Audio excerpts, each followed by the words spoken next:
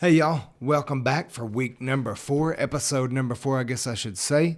This week, we got the privilege, the absolute privilege, to interview 10-time, yes, count them, 10-time state champion, legendary, retired Carl Albert football coach Gary Rose. Coach Rose was so kind. He was kind enough to let us just come into his home. We went up there to his house, sat down on a couch with him, and between like chasing grandkids around and watching ball games and trout fishing in Colorado and smallmouth fishing in Canada, he found some time to sit down with us and talk to us about life, about his life growing up, about coaching, about just some great insider things about coaching. What a wealth of knowledge. So like I said, we talk about everything. Canadian smallmouth fishing, who does that? Coach Rose does that. Takes his grandson, his son-in-law. So I'm trying to get in on one of those trips, Coach Rose, if you're watching. But anyways, we were so excited to get to interview Coach Rose because he's such a great guy. And my favorite thing we got to talk about was one of my heroes, the late, great Jack Capella. So come join us. Great interview. Hey, everybody. Again, thank you so much for watching our podcast. It's so cool to have somebody come walk up and, hey, man, liked your podcast. Makes my day. So I'm loving that you're loving what we're doing. So thank you. So without holding us up any longer, here's Coach Rose. You know, this is what we do. I just turn the mic on, turn the cameras on, and we just take off. Let's rock and roll. So you're the 4th episode of Called to Coaching. Okay. So Coach Gary Rose, how many state championships at Carl Albert? 10. 10. Now, we was going to talk about Coach Capella. Yes, we are. And I love Coach Jack Capella. So I always have. Coach Capella told me one time, he said, and I'm going to quote this, so don't get mad at me. And if anybody from Carl Albert watches this is Coach Capella. Okay. He said, you tell little Gary Rose you've done something he's never done. And I said, what's that, Coach? He said, you've been a part of an undefeated state championship season. Does that sound like him? That does. Yep. That sounds just like him. I kind of mentioned that I was going to do this to you earlier, but do you remember our first conversation in the FCA office?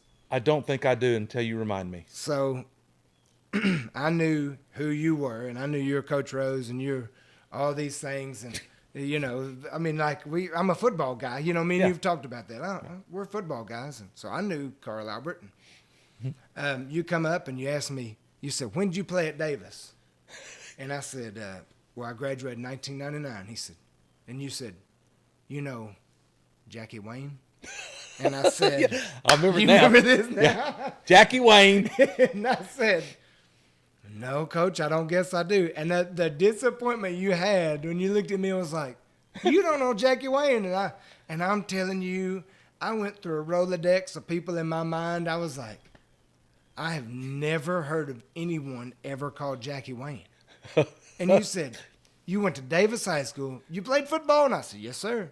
And you don't know Jackie Wayne. And I started coming up with excuses. I was going, well, Coach, I didn't move there till the 6th grade. I'm not really from there. I moved when I got out of high school. I went through every excuse, and you go, you don't know Jackie Wayne Capella. And I said, well, hold on, okay. I said, I know Coach Capella. Mm-hmm. And you said, well, let's call him. And you called him.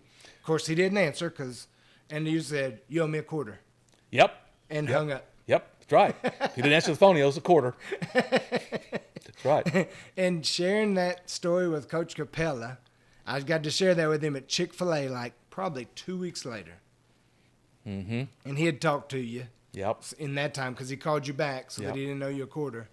And he shared with me, and we talked about you. And at the end of that conversation, you know what he told me? He said, I love you, Brad, and gave me a hug in Chick-fil-A. And I sat down. I was actually interviewing a young lady that kind of wanted to work FCA, and I was just talking to her about FCA. And I sat down. I'm all teared up, about to cry, and she goes, you all right? And I said, I'm going to need a minute. Yes. Yeah. Because that was really important. And he never said that to you when you were playing, did he? No, sir. But you knew it, though. Oh, even yes, though sir. you didn't say it. And Yeah, we knew it. That's what coaches can and I hope do all the time. That's Yeah. beautiful. And Yeah. I met Jack Capella in the fall of 1970. I was a freshman at East Central. He was a sophomore. And oh, what an education Jackie Wayne and Ricky Buttchin Bachman gave me over the next 2 or 3 years in the dorm at Pontotoc Hall.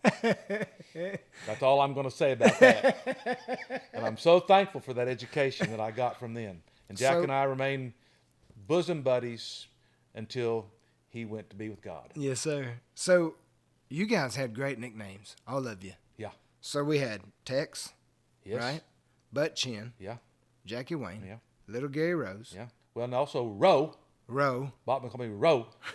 What else? Who else? Who am I missing? Well, Nappy Wayne. See, that I'm not sure where the Wayne got started, but it ended up that a whole bunch of guys, Jack would call everybody Larry Wayne, hey, Gary Wayne, hey, but Nappy Wayne. And Nappy Wayne was Bobby Moorhead from Corsicana, Texas, and he had this. Anyway, we had Billy Johnson. Did you know Billy Johnson from Marietta? I do not. Billy Johnson was from Marietta. He was my suite mate. And one day, for some reason, he was raised in Thackerville. Yeah. But he's country. Yes, sir. He's wonderful. And he felt Bobby Moorhead's hair. He had this blonde, curly, soft hair. Yeah. He goes, "You have hair like a heifer." So Bobby Wayne got called Heifer every now and then. And there's some names that weren't very complimentary, of course, as you know. Yeah, absolutely. Yeah. And it's interesting to me because even growing up before I went to East Central, for some reason I like nicknames, and I had nicknames for my mom and my brothers and my sisters, and they were not very nice, Yeah. And I called my sisters Bear, Yeah. but it was affectionate, and I think the people I nicknamed are the people I really liked. Yes, sir. Anyway, so Yeah. I did Coach Gothard the first episode, and he had a thing about giving nicknames. Yeah. And there's kids all across through Valma's history of when Coach Gothard was there. Yeah. That we still call those nicknames. Yeah. You know. Yeah. Yeah. Well, I have two of my black sons that have the best nicknames. Lamel Foreman and Dwayne Peters were seniors in 1988 at Del City, and Mike Goff and Larry Murphy and David Ritchie and I played dominoes at lunch Yeah. every day. Yeah. I've And- heard these domino games are legendary. Yeah, maybe so. But Dwayne and Lamel would come down, and these are two great football players, two great young men.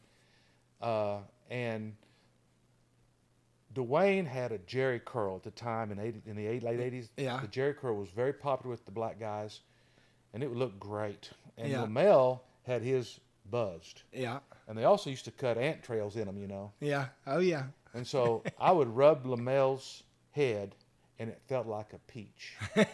So I named him Peachhead.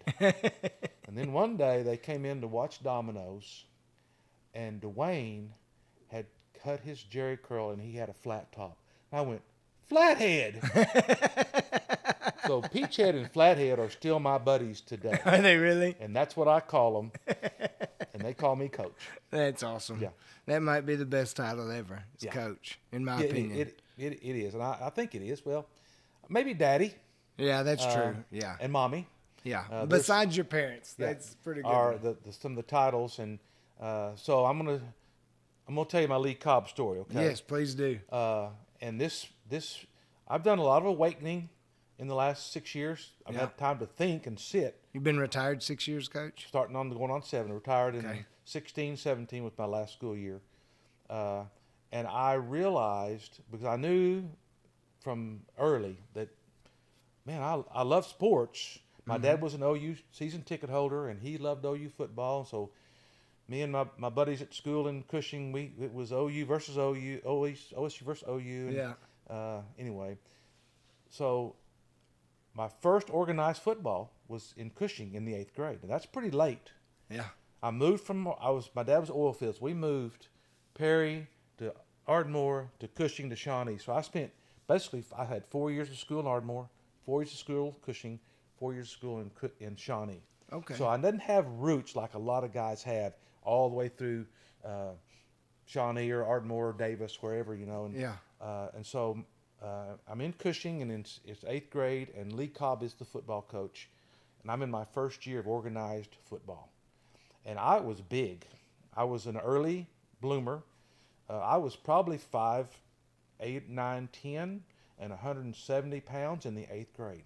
Yeah. In my sophomore year, my driver's license says 5'10", 180. So and the picture of Tiny Tigers, the little yearbook we used to, I've lost it, but I was on the back row and I was the tallest one on the team. I was standing up, so I was big. I'm gonna raise that up for you. Okay.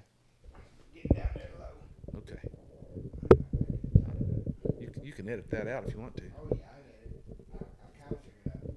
I wouldn't say I know what I'm doing, but getting closer. Looks like you do. I'm getting closer. Anyway, so I'm an 8th grader playing first year of organized football. And I'm a big guy. I'm playing fullback, and I'm sure we ran a straight T, double tight T. That's all that existed back then. Yeah. And so here's the day. One day, and I have no idea what day. I have no idea specifically what Coach Cobb said to me. I just know that he bragged on me in front of the whole team. Yeah. And it was and here's what I feel like happened inside of me, inside my soul, my heart, my being. It was like, oh, I can do this. And the word that I first applied to that was he validated me. Come on. In front of my peers from a man who was above me. Mm-hmm. And where this ultimately I have wakened to, needs to go, is when we finally receive our validation from God. It is like, oh, this man valued me. This man thought I could do this. Yeah. And it launched me. The word would be launch. And I love football. And I was a starter. And then, oh, shoot, we moved to Shawnee. Well, I missed out on playing for Coach Fay Odell. He was the head coach at Cushing. Yes, sir. My younger brother Roger played 7th grade basketball for Coach Odell. He was scary to us guys. He was scary. Yes, I think sir. he was scary to John, I too. think it's scary. Yeah. But he would have been a great man to play for. But Absolutely. I moved to Shawnee and got under another great man named Bob R. Pee Wee Williams. And this was a man who was a small man in stature, but in my eyes, as a sophomore, junior, and senior high school, he was a giant of a man. He was tough. He never called me names. He encouraged me. I'll have to tell you this. I'm maybe a coach will hear this and it'll change, but the head coach one day, I was trying to play running back. Well, I was slow, soft, and not very tough. Really slow. And one day in my sophomore year, he says, Rose, you're too fat to be a running back. You just made lineman of the week. Go with Coach Williams. Now, I love Coach Kennan too. Yeah. But guess what my nickname still is to this day with my high school buddies? Too fat. Toofat. You're too fat to play running back. And so my nickname was Too Fat. Oh, geez. And so I can tell you that the power of a coach or a teacher, a mom or a dad, and so I have some regrets about how long it took me to learn this, but you don't use sarcasm with kids. You don't make fun of kids. You can correct them. You can chew their butts out. Yeah. But so that stuck. And I was self-conscious for a long, long, long time about my weight. I never weighed over 200 pounds in college.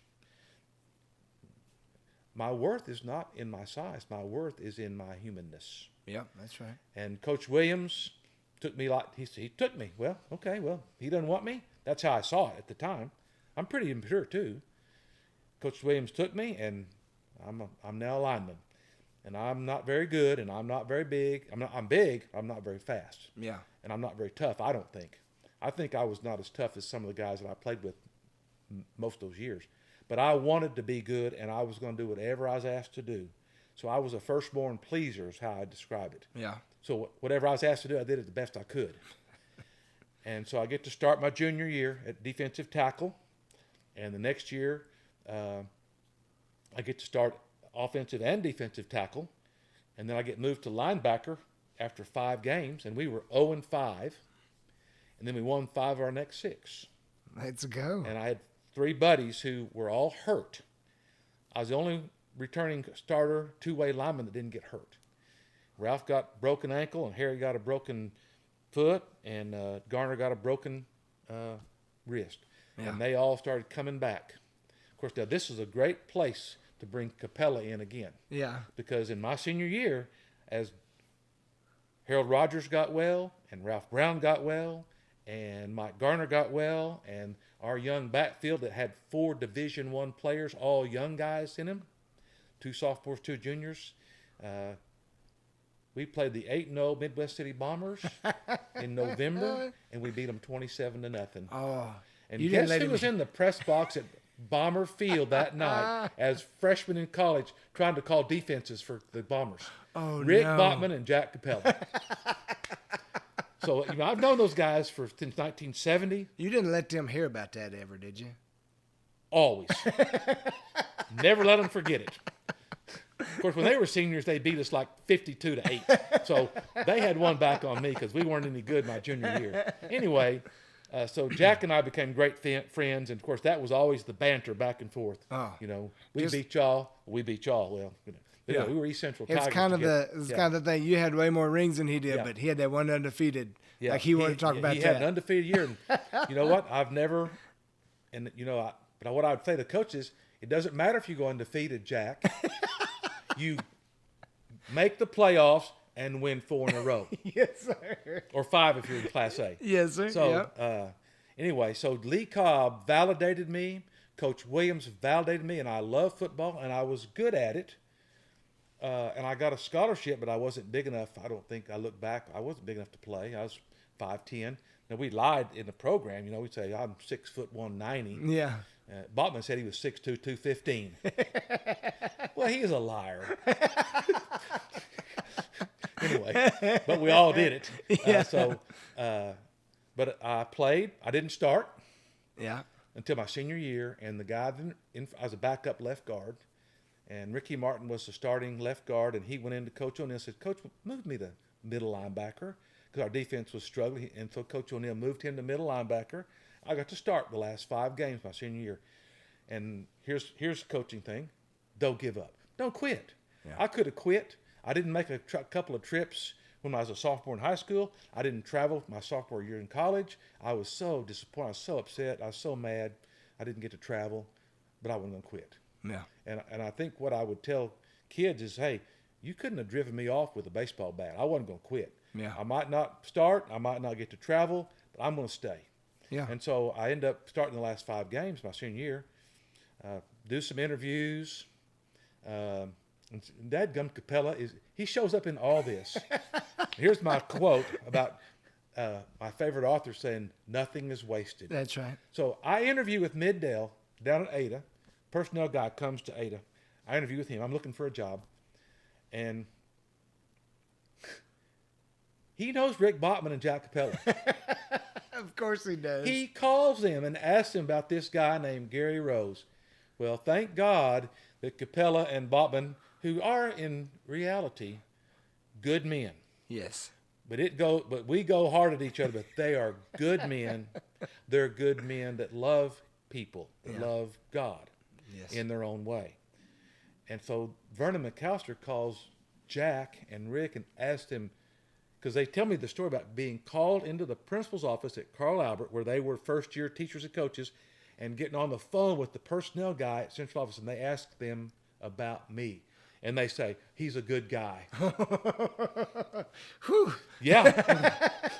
Because, it could have been submarine right then. They could have said all the stuff they'd like to say about me even now, but they didn't. So I get a job at Del City High. My first year at Del City High was great and a nightmare. Yeah.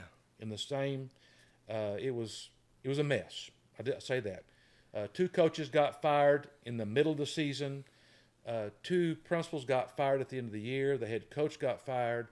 they basically cleaned the house, and they brought in a man named Leo Holland to be the principal and a man named Henry Manning to be the football coach. And my world changed. And now it was character, class, love kids, treat kids right, don't you cuss those kids. And I learned for 20 years. And it's also, by the way, I need a swim coach, Gary, and you're it. And there's another one of those things where I went, oh no, what am I going to do? I'm now the head boys and girls swim coach. I've never seen a swim meet. I don't know. Come here from Sikkim. Yeah, that's right. From about a swim meet. And I'm the head coach. And I will fast forward to today. My middle daughter, Melissa, and my older daughter both swam for me in high school. Melissa's now the athletic director over 12 high schools in Frisco, Texas, over all of swimming. Oh, my goodness. Now, tell me, Nothing is wasted. nothing is wasted. I hated coaching swimming. I was incompetent. I didn't know what I was doing. And, but if I hadn't coached that, Coach Manning is going to make me coach something else. Well, a year and a half later, Sheila gets pregnant with our first daughter, and I have to coach football, go straight to swimming, and swimming's over in February. Well, I'd be coaching track or wrestling or baseball, wrestling would be, well, I couldn't coach wrestling because wrestling was king at Del City, and I didn't know anything. They were going to put an incompetent in there. But Henry didn't care about putting an incompetent in swimming. Yeah. Just say that's the way it was. But I would have to coach track or baseball. Well, they end in May.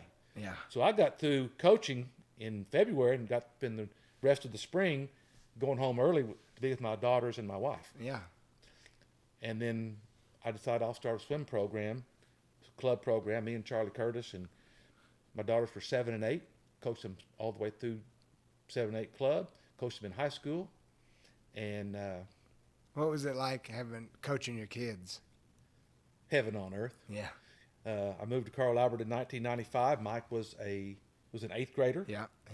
And so he finished 8th grade football and moved over, had to sit out for the mid-Dell required semester, and only got to play the last half of baseball. And so I got to coach Mike his freshman year when he came up after freshman over, and his sophomore, junior, senior year. And that was so wonderful. And of course, our first championship was when he was a junior. Yes, sir. He's our starting center.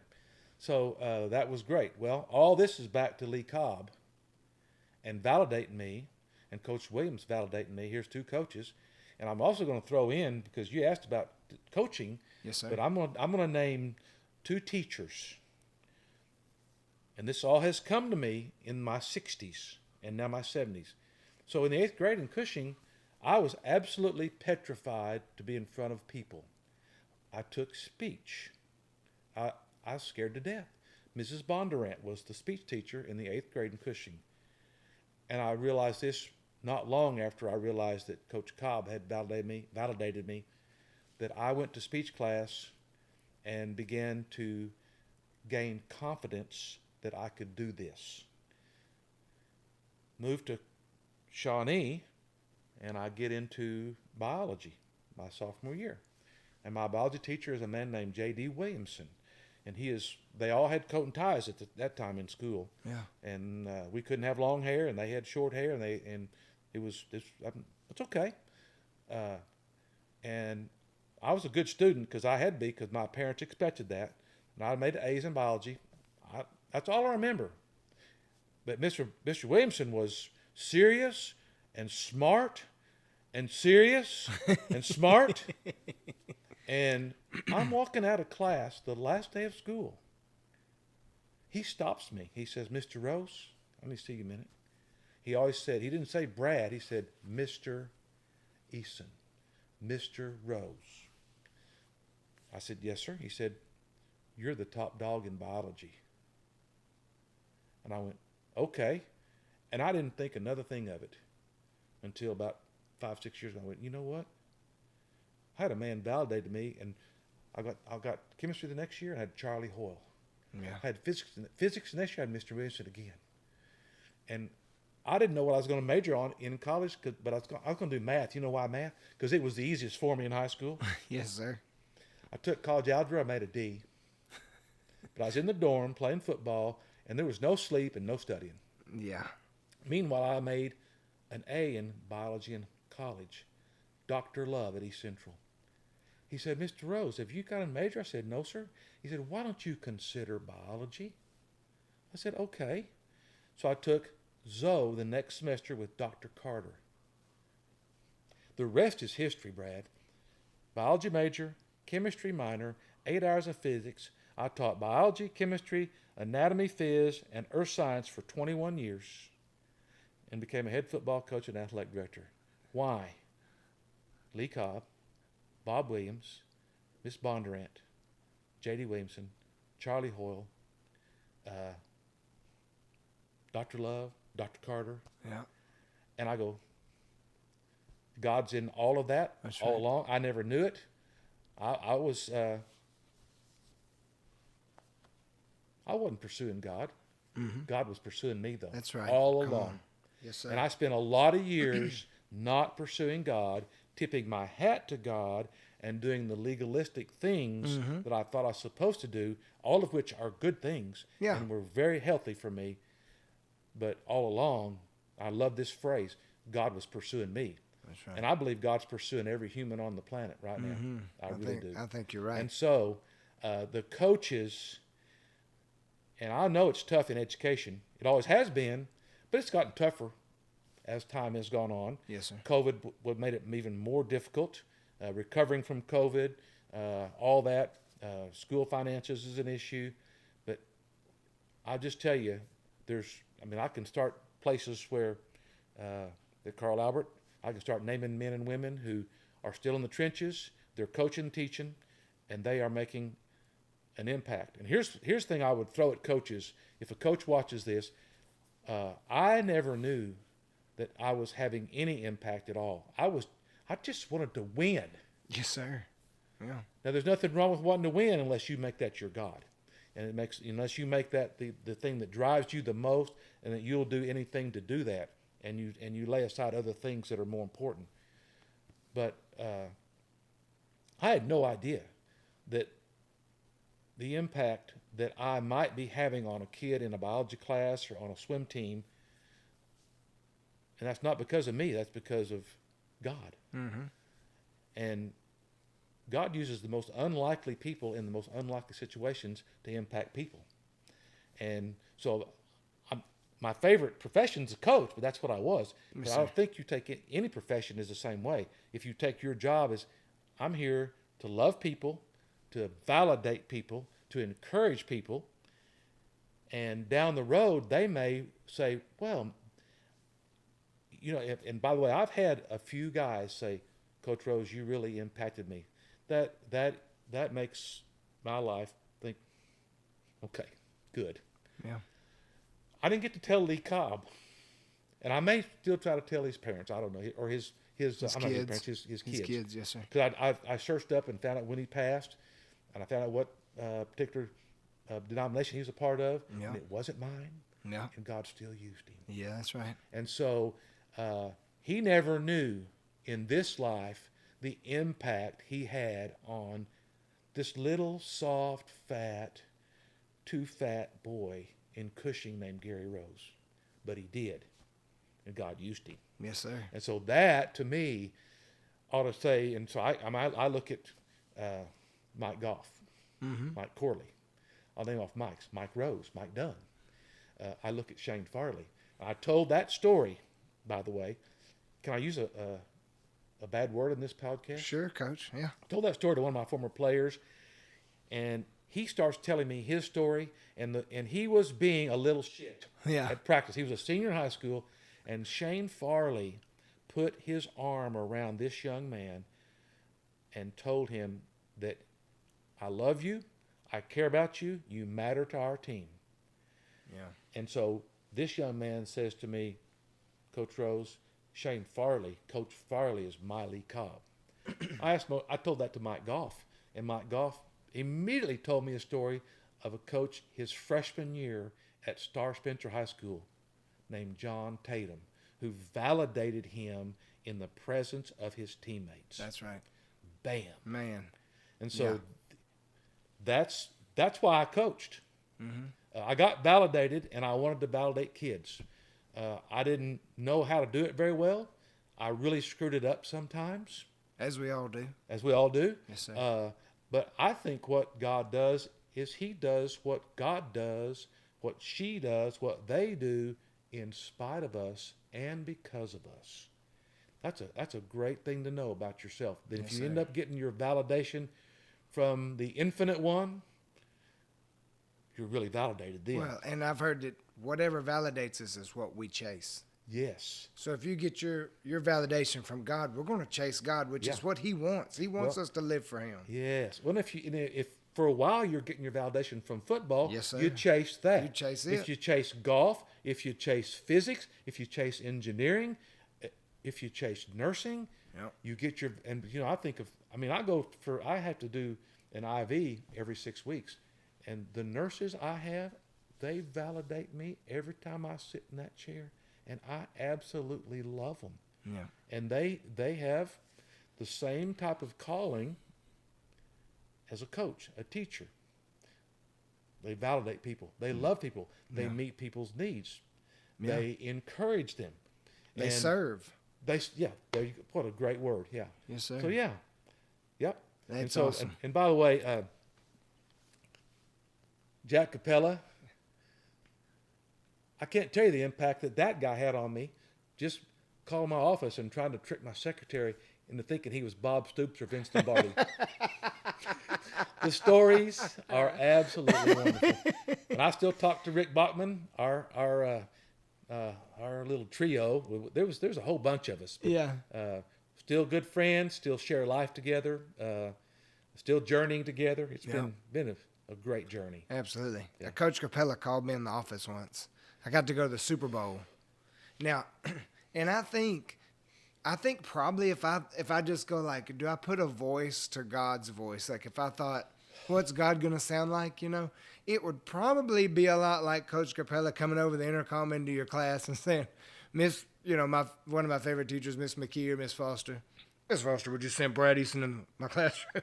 And you'd just be, because if you hadn't done anything wrong, you weren't for sure that you hadn't. Yeah, maybe When he knew the something. way he'd caught me that something I thought I'd got away with or something. Yeah. And I got to go to the Super Bowl my freshman year. And my dad and my stepmom took me out to Arizona, and it was awesome. We got to go, and it was the Cowboys and the Steelers, Super Bowl boy. 30. And we come back, and I'd missed some school, to go. I thought, for sure, I'm in trouble.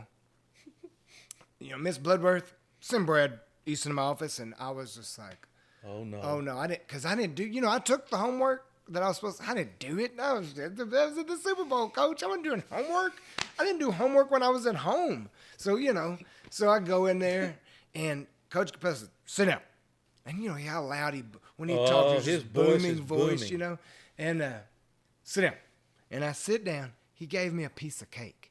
It was somebody's birthday around there. And he gave me a piece of cake. And he goes, what? Tell me about the Super Bowl. Oh my word. And we talked that whole hour. Yeah. He was a human being, Coach Rose. You didn't Did you know that, that? did you? Yeah. Yeah. I had no idea that he was a human being. And he just said, oh, man, Brad, that is so cool. That's a lifelong thing. You may never get to go another one of those again. And Yeah. the way he talked about it, as a kid, you get to go on a cool trip. You're just like, that's neat. Yeah. I'm 15. Yeah. I was 15 and a half. I was mad they wouldn't let me drive because I'm a permit coach. Right. They should Yeah, let me sure. drive, That's what I was worried about. Wow. Coach Capella just spoke that, and he just sat there and listened to me. I was 15 and a half. Nobody's listening to me at that point in my life. There you go. Especially not some of the most important people in my life. I thought, my football coaches at Davis High School they was way up that ladder. Oh yeah. You know? They're at the top of the ladder. Come on. And when I got to be in playing football, I'm going to be honest. They were above my parents, Yeah. above my grandparents. I had wonderful ones, Yeah. and a lot of kids didn't have that. Yeah. But those coaches were at the top. Yes, they sir. were way above the preacher at the church. Yeah. Way above that guy. Yeah. I'm just being honest. Yeah. Okay. Oh, yeah. So I would have run through the wall if they 1,000%. And of course I can hear Jack Capella's voice as a player with him, as a friend. But I could imagine that as a player, a freshman. Oh. That's scary. It was the scariest thing. Yeah. And he one day he told me, he was talking about I kind of laughed when you said you was a swimming coach because he told me, Eason, you ought to be a swimmer because you should be somewhere being a swimmer. Look how you built. And I thought, for the rest of my life, I thought, I'm pretty good at swimming.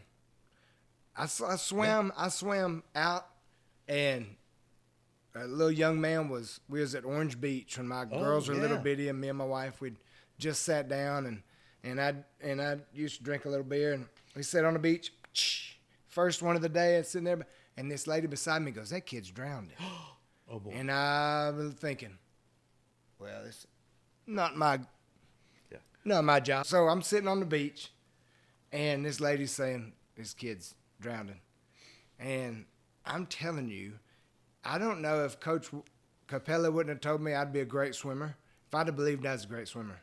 And I swam out there. The kid had got caught with a riptide, and he was way out there. Oh boy. And Coach, I was swimming out there, and I'd go up on a swell, and he'd be up, and then I'd come back on the top of the swell, and he's gone. Oh no. And I got out there just a few minutes before, a few seconds maybe. Felt like hours, but I got out there just a little before a guy and that had a little boogie board, and I got the kid up and put him on that boogie board, and we swam back in. And as we swam back, when we turned back to look, the people on the beach, looked like they was about 1.5 inches tall. That's how far out there we was. That's hard. I think that maybe Coach Capella saying, you look like you'd be a good swimmer. Yeah. And I just believed it. He never saw me swim. Right. I just bought it. I was like, well, yeah, I'm a good I swimmer. think that's sometimes the power of a coach's Yeah. word into a kid's life, Absolutely. especially if he's not getting those kind of positive words into his life. Yeah, and from any other source. And Coach Weber was the same way. He always told everybody that he could just give somebody the ripping of a lifetime. And he goes, I'll just turn around, take a breath, and by the time I turn back around,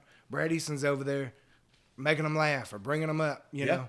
Yeah. So I just thought, well, that's what I do. Yeah. Yeah. Because I just and he didn't. It didn't bother him that you did that either. No, he no, probably sir. was glad you did it. Yeah. He did never. Yeah. I didn't realize I did that until he told me that I did that. Right. And then I didn't realize that, I didn't realize I don't know why I did that, but I didn't realize that he realized that, I didn't know he was watching. Yeah. Well, honestly. and of course that's your gift that you probably didn't even know about gifting at the time. But that's, No, sir. No our clue. personalities are all unique and different, and there's a gifting there somewhere. And anyone seeing what I see about Joe Weber right there is, well, all he did was validate that gift in you and make it matter. Yeah. And so if we say to kids and coaches, students, you matter, and you're gifting, and it might be art, it might be music, it might be engineering, I don't, whatever. Yeah. I'm gonna be honest how I feel about this now. We maybe overemphasize athletics. Yeah. Maybe not. We maybe just really do make that too big a deal. Yeah. But it is a big deal for the people that. Do we need to get her on here to tell some real stories for Coach Yeah. Rhodes? When she leaves, I'll tell you some real ones. So as a young coach, before we get too far off of that, as a young coach, when you started coaching and you said you coached, you got thrown in the, I don't know, where they throw it in the pool. Where do you go to do swim meets? Well, The Y? the Y had a 4-lane, 25-yard pool. There you go. So you got thrown in there. Yes. So I asked Coach Chaffin. Gary Chaffin was my last one, and we talked about young coaches and how they start and where they start at. What gave you that motivation to be the very best swim coach? You'd never been to a swim meet.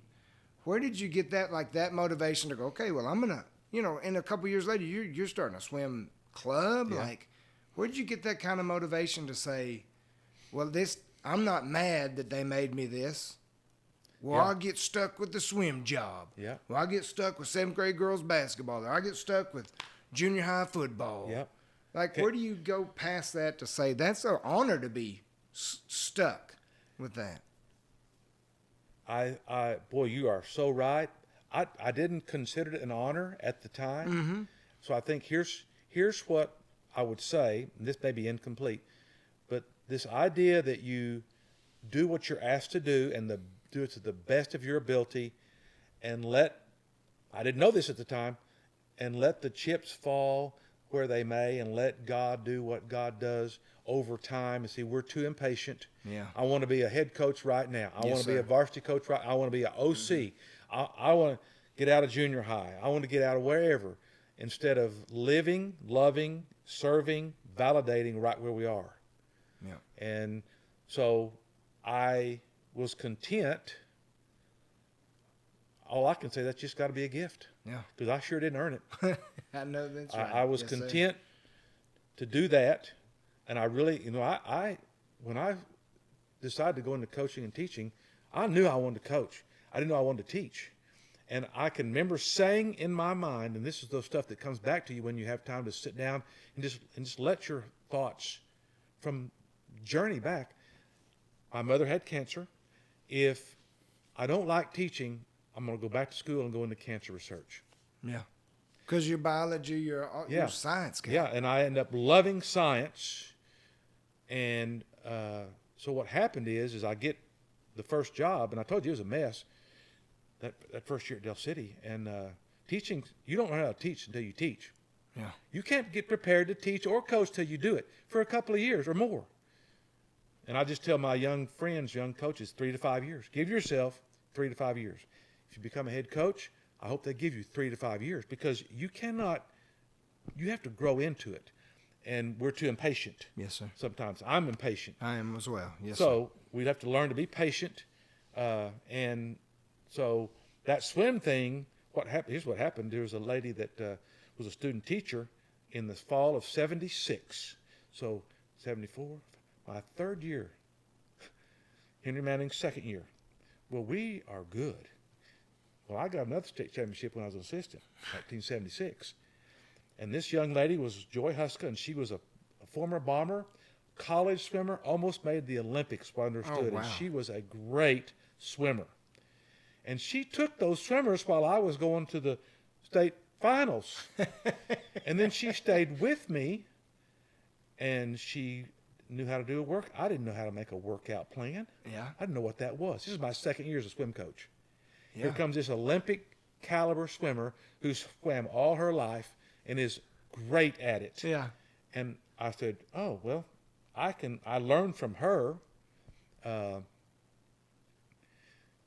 then, 77, 78, then all of a sudden the kids come out of the woodwork. One year in 78, I think, or 79, had 44 kids show up, girls and boys. Oh, my gosh. By myself, 4-lane pool, Whew. 25 yards. Henry got me an assistant coach named Charlie Curtis. And that same year, our children hit Charlie's son. My 2 daughters were like 7 or 8 years old. And there was a Y swim team. And the Y said, well, if you'll coach our swim team, our Y team, we'll let your kids do it for free. Well, we couldn't afford the pot to pee in, so we took that. So our kids swam for us as the coaches. We started going to Y swim meets. Yeah. And I began to kind of like it. Well, I was teaching and coaching elementary kids and junior high kids. And so that just blossomed. Yeah. And now I go, well, I think I did that because I got to coach my girls. Yeah. And I really enjoyed that. Mm-hmm. Now I would go back and change some things. Yeah. Dad, your expectations of us are awfully high. I said, I know, honey. Yeah. I'm sorry. I mean, it was my expectations of my kids was too high. They're unrealistic sometimes. I know. If I could go fix it now, I would. Yeah. But I have to fall back now on nothing is wasted. That's right. And what if you're already forgiven of all that? Come on. Because that's where I sit. Because His grace is big enough. That's right. Yeah. Even if I didn't know it at the time. Yeah. And that's what's so marvelous or amazing about grace. Mm-hmm. Yeah. At the Okay. end of ourself. So I grace. just didn't give up. Yeah. And that reminds me, I told you, I didn't travel my sophomore year in high school, and my buddy Harold did, and he was a better player than me. I didn't travel my sophomore year in college, and I was mad, but I wasn't going to quit. Yeah. I don't know where I got that. Maybe from my mom, maybe from my dad. My mom never quit fighting cancer. Yeah. That's right. And I don't know. It's a gift. It's a gift. You don't Yes, earn sir. it. And maybe some of you, as Coach Rollins says, that boy got home training. Yeah. And I love that man, and I think that comes from homes. Yeah. But what about the kids that don't get any of that? Yes, sir. Teachers and coaches, Mm-hmm. other moms and dads. Yeah. Validate, encourage, serve, build up, don't tear down. You know, Yes, sir. and if coaches and teachers, moms and dads do that, and you know, nice thing is a lot of them do it. They don't even care how much they get paid because they're not getting paid enough. Yeah, that's right. But you know what? That's that doesn't right. matter. Yeah. So Well, and it is, you know, the name of this podcast is called The Coaching, yeah, because I truly believe it is an absolute calling yeah. to coach. Oh, And, there's no you doubt know, about in the that. state of Oklahoma, even, you know, big time. Yeah, from every level. Yes, sir. And you know, I think if coaches that do that would realize that, they would probably change sometimes the way they handle the kids or the men and women, young ladies, Yeah. young men that they're They're coaching. coaching. Because it is Sure. a calling, and it does matter, and you will have an impact. The question is it going to be a positive one or a negative one? Yeah. That's There's a lot of coaches out It's there a big that question. their impact is too much negative. I mean, every coach has a negative impact. Yes, sir. Because we make mistakes, we lose our temper every now and then, we forget and are sarcastic. It took me a long time to get to this, Brad, but late in my career, I was able to say to my team, will you forgive me? I lost my temper one year. It was late, Yeah. and I had to ask my team to forgive me. And they did. Yeah. I'm telling you, if you ask students, kids, players, teammates, fellow coaches to forgive you, they're like God. They will. Yes, sir. God always will. Some of them may not forgive you. God always does. Yeah. But if you say to a teammate, a coworker, even a fellow player, coach, hey, I was wrong. I'm sorry. Will you forgive me? Yeah. No one has ever said to me, no, I won't. Yeah. Yeah. They say, sure. In fact, they say, it's not that big a deal. But I say, yes, it is a big deal. It's a big deal to me, and I just need you to forgive me, and I thank you for that. Yeah. Yeah. That's a great word, because pride gets in my way a lot. Yeah. You know, I get Yeah. that. So we go from you're at Del City, and then you start at Carl Albert. Did you go to Carl Albert when you went to Carl Albert? Were you the head coach Yeah. first? That's what Yeah. you got hired Yeah. for, the head coach job. Yeah. And then when did you look around and go, we're pretty good? 1993, And when did you get hired there? 1995. 95? No. No, yeah. No, 1997. Okay. Got hired in 95, and in 93 we went 7-3. Yeah. We had a good football team. A lot of people did. Bombers were really good back then. Ada was really good back then. Yes, sir. We lost to in 97. We lost to Tulsa Hale. Yeah. They were really good. We lost to Okmulgee. We played bad, but they were good. Yeah. We're 7-3, but I don't know. Again, I can't put a finger on this. But what happened that year is we just kept getting better as the year went on, and I'm not sure if I think it was probably a year or two after that. We won it in '98. We went 12-1, and we only lost to Douglas, and they were way, way good. And it was 12-9, and they got beat in the second round, and we went on and won it. But we kept getting better, and so what happened is we ended up being the motto: make the playoffs. If you're 7-3, it's fine. Yeah. 2012, we're 5-5. Make the playoffs and win 4. Yeah. And so that happened 5 years in a row. And I think it happened with 2 or 3 of those teams were by far not the most talented in Oklahoma in 5A. Yeah. But they were the toughest, the most disciplined, the most conditioned, and they loved each other. Yeah. And there was a brotherhood that we had that was above a lot of other football teams, I think. Yeah. I don't know that because I'm not in the locker room or in the offices, but I get that perception when I've talked to other coaches and kids about playing is, our kids loved each other. Now, they're also kids, and they had little spats and Yeah. disagreements, but as a group, We had leadership. We had kids that cared about each other, and we had coaches that obviously loved their kids. Okay, so speak on that, Coach. Like, if you think about you had those good teams, what advice would you give to a coach that's got a good team, and they need to build that love of each other. They need to teach their coaches how to love those kids. Yeah. How did you encourage that inside your teams? How did you encourage that? Like, Well, you start with your coach and say, listen, one, I think you can. I mean, we talked about this already about language being a molehill. Yes, sir. But if you use bad language and you are abusive, verbally, sarcastic to kids, that's hard to overcome. Because you can say, I love you, but then you eat their ass bloody. Yeah. And you do that more than you tell them I love you. And so you start with your coaches, hey, we got to validate these kids. You got to discipline them, and you got to make sure they act right, and you make the punishment match the crime, basically. Yeah. So if a kid slips a word, give me 10. Tex Rollins, I got to Carl Albert, and from 1988 on, Tex Rollins it was already established. You say a bad word, you're tardy, you have an F or a D, give me 10. You don't get it up, give me 20. You're on the list. And kids respected that.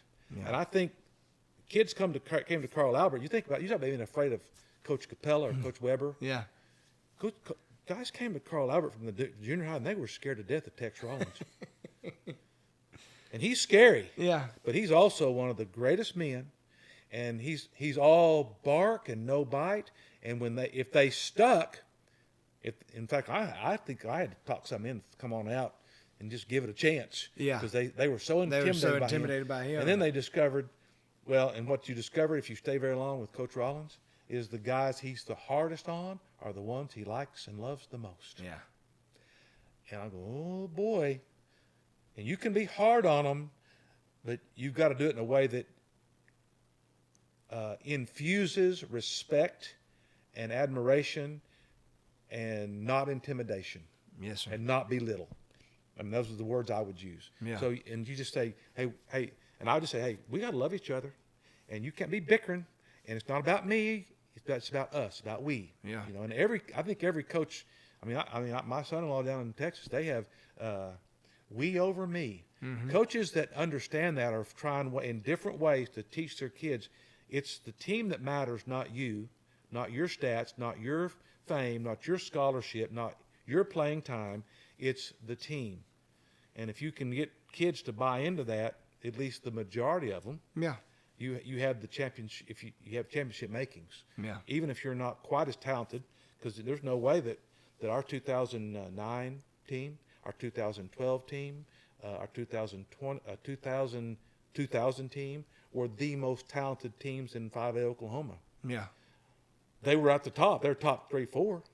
But we also, I'd rather be lucky than good, Brad. Yeah, come on. And you get breaks, and that's a gift. Well, and I know you had kids that went from a position they were either getting recruited at, or maybe that they could get recruited at and move to another position. Yeah. To help the team. Right. I've heard you and Coach Goff tell that story on JD when you moved him back to safety. Is that right? You moved him back to safety, and I mean, he's a game changer back there, obviously. Well, he's a game changer wherever he played in high school. Of course, he's obviously a great Division I player and a pro player till he got hurt. Yeah. But the story on that is so funny because, once you get out of high school, you could tell coaches stuff that you wouldn't tell them when you're in high school. And by the way, you said something a while ago. You realize Coach Capella's a human being. Yes, sir. I think sometimes we as players, young kids, think these guys aren't even human. They're either 100%. evil or they're godlike. Yeah. Or somewhere in between. Somewhere in between, but they're not human. Yeah, that's right. When you show your human side, that helps. And you don't want to. By the way, just a side note on Coach Capella, you don't want to find that side out by taking Marcy on a date. That was not the best way to find that out. Oh, my God. I took Marcy on a date, Coach, and there was all the Webbers and Coach Capella. Probably the scariest 3.5 minutes. I can't even imagine how intimidating that was. Oh, I mean, Did you even get close to her on that date? No, I had a little bitty pickup. I was like, Don't you- Marcy, sit over there. We go to, I think we went to see Titanic, which I'm like, the longest movie ever. We go to Ada, and I'm looking at the clock, I'm like, we need to, ooh, I said, hey, look here, Marcy. I said, this here. The boat sinks. Let's get out of here. I got to get you back. We get in the car and my take her gosh. back. Yeah. Oh, scary. Now, as was the whole crew sorry. that was there when you picked her up, there when you brought her home? No, sir. It was dark. Okay. I was scared to death. Okay. I Jack, said, Jack was there. Yes, I said, make sure you wake Coach Capella up and let him know, like you're here, early or something. Oh my Oh, gosh. it was the scariest. It was like it was the safest I've ever drove in my life. Yeah. Well, I mean, yeah. you know. Well, that reminds me. I feel so sorry for my daughters, and I should have never done this, but I did. But if they were going to have a date, when they began to officially date, the guy they dated had to come have the talk with me. Oh man, yeah. And Denise, she had one with the junior. She was a junior, he was a senior. And I think that was the end of that. And Melissa never had an official date. She just hung out with the boy Rangers, and they had a blast. Yeah. And I don't think those guys, they would probably. My daughters are beautiful, and they're lovely young ladies, and they would have been dating a lot if they hadn't been Coach Rose's daughter, I'm afraid. So I feel sorry for Marcy and Lisa Capella. Yeah. Yes. Yeah, sorry, I didn't mean to get us off track. Yeah, but that I was is off thinking track, about but- that was the other part of the. Yeah. That was the very first time I was like, well, Coach Capella has a house. He's human. Yep. Yep. And I hung out with Bun all the time with Darren. I guess Yeah. I should say Darren, or that's the new Coach Capella. Is Darren your same age? Darren was a senior when I was a freshman. Oh. So I got to be on you got that under a 95. wing. Yeah, I just Oh, hung that's out, and I had wonderful. 2 older brothers, stepbrothers that, it's small town. So Yeah, oh, yeah. they all knew my older brothers, and Bun always kind of took, Bun. yeah. Wow. Coach Capella called him Honey Bun. And that's See, where I Bun never come heard that. from. That's got to be embarrassing for Darren. Well, Darren was tough enough. Yeah. We didn't question it. That's probably why he's so tough. Yeah. Yeah. And Bun was the senior. He was so good. Boy, he's a good player. He was a good football player. And he was all business. Yeah. And that's where we learned, and I'm sure, Darren learned from Jody and Matt, and, Yep. then Darren, and then that was kind of the run of it, then till Cole comes around. Yeah. Jody's son. And Right. anyways, Yeah. those guys, we learned from them how to carry on that thing that was Davis football. Yes. From Bun, because he was all business. During football Yes. season, like, Yeah. he messed around. Yeah. And those 90, would that have been 95 football Yeah. year? Yeah. Those seniors and Well, You that's know, what's but happened at Carl we- Albert is that from 88, 95, I mean, they won it in 88, they won it in 93, 2 great head coaches, Al Miller and Jack Pebworth, and those guys both retired after they won a state championship. yeah, Well, I wasn't going to retire when I won one. I was too young for one thing, but that it becomes a culture. Yeah. That's a good word. yes. Uh, It was an expectancy from yeah, us. it's an expectation, a culture, and the kids that are coming into that already know. Yeah.